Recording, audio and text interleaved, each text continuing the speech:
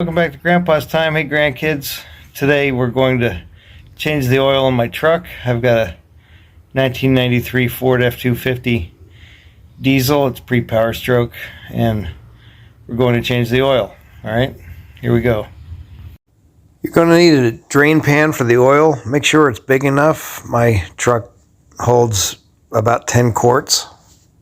You'll want a ratchet and the correct size socket. Mine takes a 3/4 inch.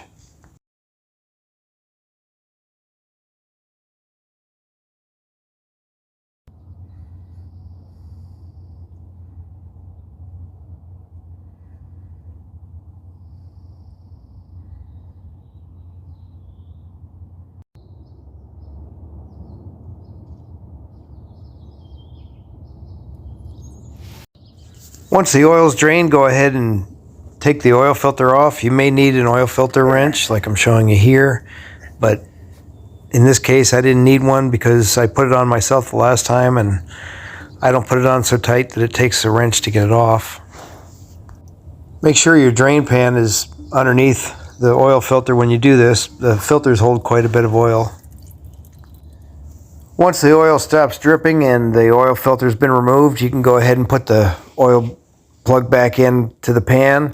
You want to make sure that you tighten it to the torque specifications of your vehicle. I think mine's 23 pounds or something, but you do want to check that. You want to tighten it to torque specs or you could ruin your oil pan. Now you want to clean that area where the new filter is where you're going to reinstall the filter. Just make sure any dirt or old oil is wiped clean. Before I put the oil filter back on, I always fill the filter with the oil that I'm using. The oil for a diesel is a little different than the oil that you use for a traditional car. If you do have a diesel, you want to make sure that you're using the correct oil. Once I get the filter full, then I go ahead and I just take my finger and I coat the rubber gasket on the top of the filter there with some of the new oil. Then I install the new filter. I didn't fill it all the way up. On this truck it doesn't matter so much, but on a car you might spill oil out if you fill your filter all the way up. So I didn't fill the filter all the way up, but I filled it most of the way. Then I just hand tighten it.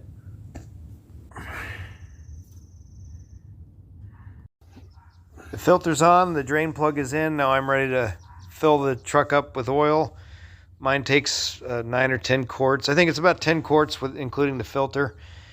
Just find this cap or something that looks like this cap on your vehicle, whether it's a car or a truck.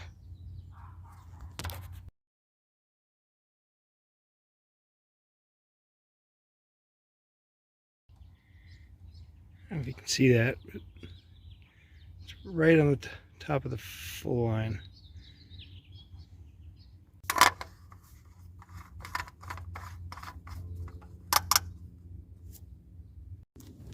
Now it's time to do the cleanup. I'm going to take my old oil and I'm going to put it in the oil containers. It's a little tougher if you're using the 1-quart containers. So with these 5-quart containers or gallon containers, they work a little better.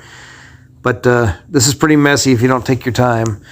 Usually the auto parts store where you bought your oil from, that's where you can take the old oil and they'll recycle it or whatever they do with it.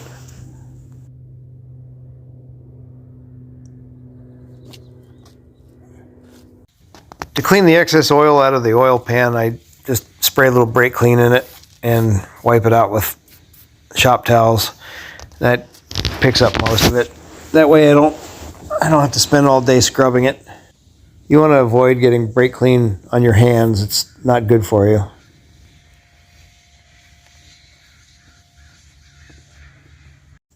Okay, just wanted to do a quick review. Make sure you have all the equipment that you're going to need before you get started. Make sure you have the oil drain pan.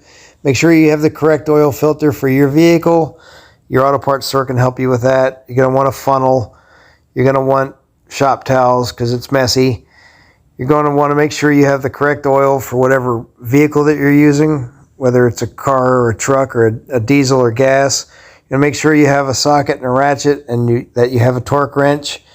And you're going to want to make sure you have a oil filter wrench just in case. Better to have it and not need it, but you'll probably need it if you haven't dealt with this vehicle before. So that's it for learning how to change oil. If you have any questions, put them in the comments or ask Papa when you see me again. But it's not rocket science. Just take your time. Try not to make a mess. Okay, off to the next project. Thanks for watching.